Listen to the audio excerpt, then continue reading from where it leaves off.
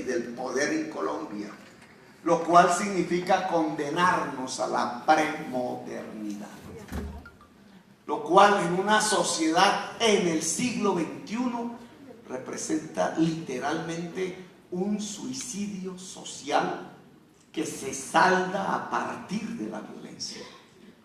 Quienes queremos construir la paz en Colombia sabemos perfectamente que hay que modernizar el agro, y que el agro se moderniza por la vía de empresarios y de campesinos vueltos empresarios, de campesinos que se convierten en una clase media. A lo mejor esa nueva clase media rural, si la construimos como nos pasa con el estrato 3 de la ciudad de Bogotá, deje de votar por nosotros. Pero es nuestra tarea histórica el llevar al campesinado de Colombia a ser clase media, para que sea la base social rural de la construcción de una nación y de una democracia.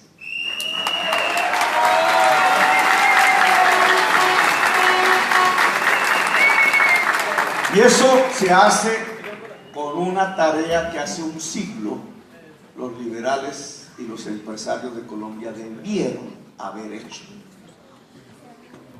la superación del latifundio improductivo en Colombia.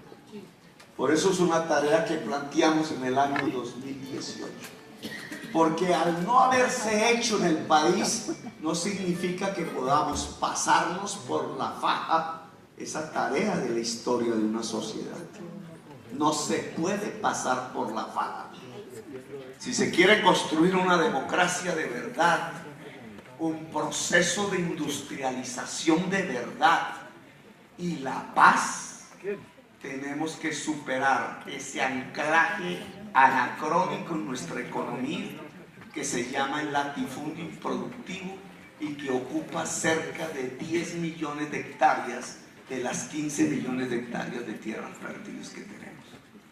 Y es así como podríamos hablar en serio de un proceso de industrialización. Proceso de industrialización que tiene sus propios conflictos.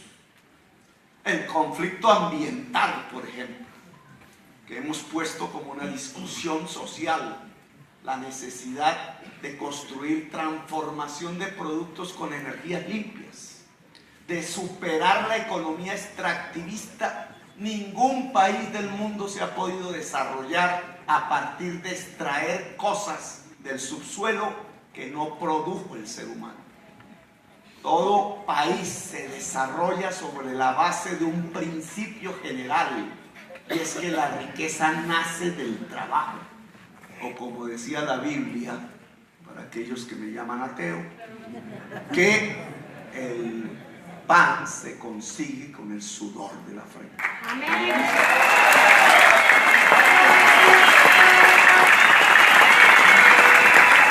Y claro que cuando se habla de que ganarás el pan con el sudor de la frente, o en términos contemporáneos de que la riqueza nace del trabajo, aparece una fuerza de la sociedad que quisieran ocultar e invisibilizar.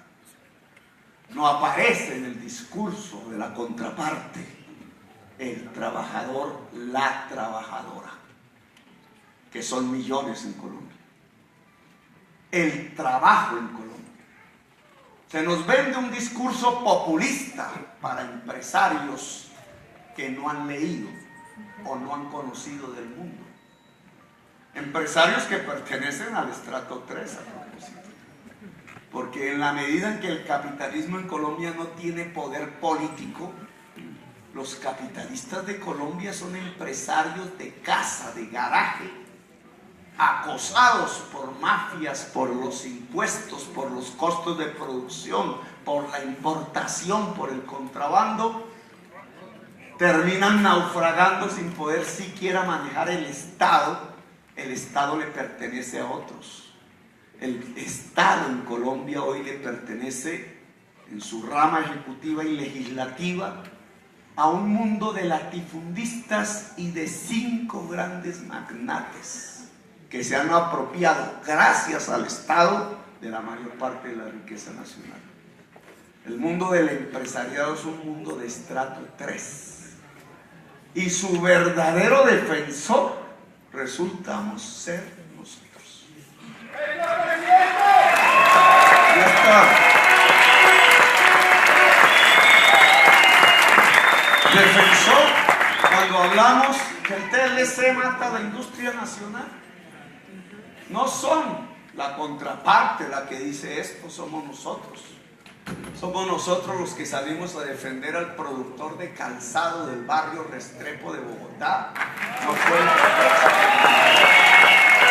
Somos nosotros los que salimos a defender el arroz, al productor de arroz, de papa, de yuca, contra las importaciones abaratadas que se abaratan, entre otras cosas, por ser una economía extractivista. Quienes hemos defendido la producción nacional somos nosotros, no la contraparte. De la contraparte solo han salido leyes que han arruinado la agricultura. ¿O qué podría decir César Gaviria sobre la agricultura colombiana? O que la han literalmente masacrado en sus sectores más vulnerables. ¿O qué podría decir Álvaro Uribe Vélez de la estabilidad y el derecho a la vida y a la propiedad del campesinado de Colombia, si es el mayor expropiador de tierras del país? ¿O qué podría decir la banca privada colombiana, que no le da la mano en el crédito a ese pequeño empresario y lo deja expósito al crédito usurero de la mafia?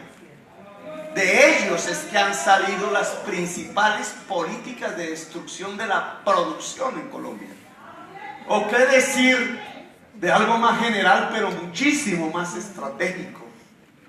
¿No es acaso de ese bloque contradictor a nosotros que hoy disputa la presidencia, en donde han salido las reformas constitucionales, una de Pastrana y otra de Álvaro Uribe, que le quitaron el dinero a la educación de los colombianos?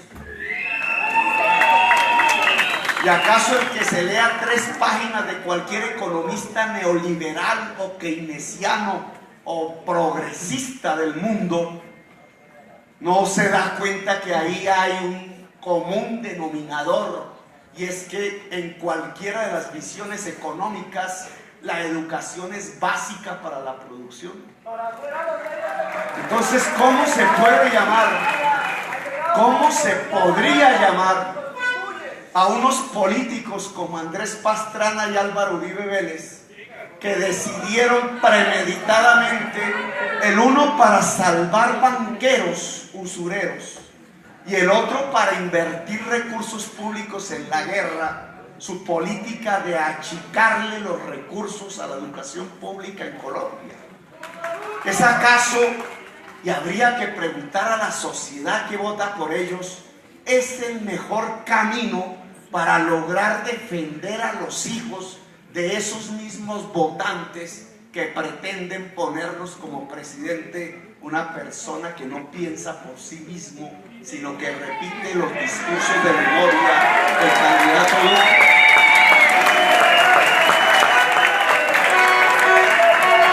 Habría que preguntarle a una mamá antioqueña si no es en nosotros en donde estarían las mejores garantías para defender la vida de sus hijos, y no en la señora que dirigió la Operación Orión, que desapareció cerca de 80 jovencitos por permitir que una operación militar contra un barrio popular estuviera dirigida por el paramilitarismo. Esta mañana y varios de estos días me han entrevistado periodistas colombianos: Darío Arismendi, Néstor Morales, Vélez. Y yo he tenido las ganas, no me ha querido, no he tenido el tiempo suficiente para comparar el estilo de preguntas que me hacen, como si yo fuese un delincuente, un paria de la sociedad. No tienen ni siquiera la altura de respetar al ser humano que tienen al frente.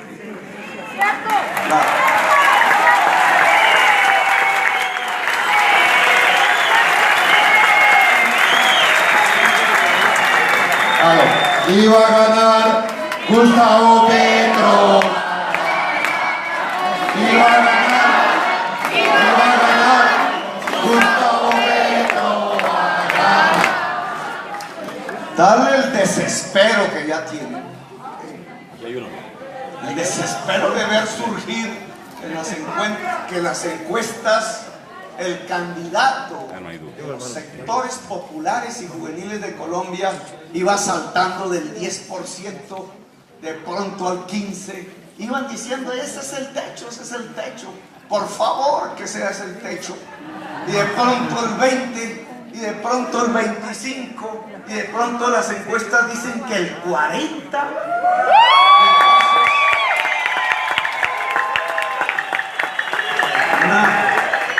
Una posibilidad. ¡Sí se puede! ¡Sí se puede! ¡Sí se puede!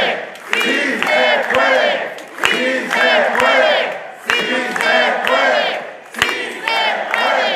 ¡Sí se puede! Entonces se van saltando sus propios presupuestos, que llamaban éticos, el desespero, un temor a qué, si nosotros gobernamos.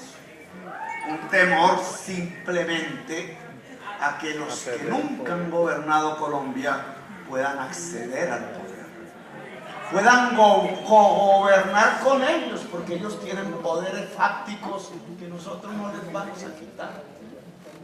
Pero le tienen tanto temor a la población café con leche, a la población negra, a la población indígena, al joven, al hombre y la mujer del sector popular, al que siguen considerando chusma, como nos llamaban hace unas décadas. Le tienen tanto temor a la democracia que terminan en la histeria antiética, por ejemplo, quebrando los principios del periodismo o quebrando los principios de la verdad, de la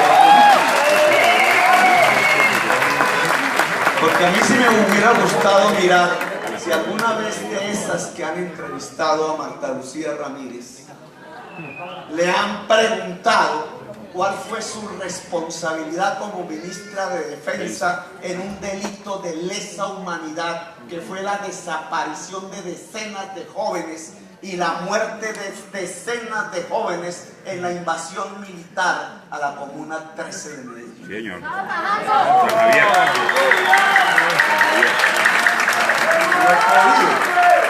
No he podido escuchar esa pregunta por parte de la prensa a la que pretende ser vicepresidenta de Colombia, Ángela. Y entonces uno dice, ¿qué pretenden ocultarle a la sociedad colombiana?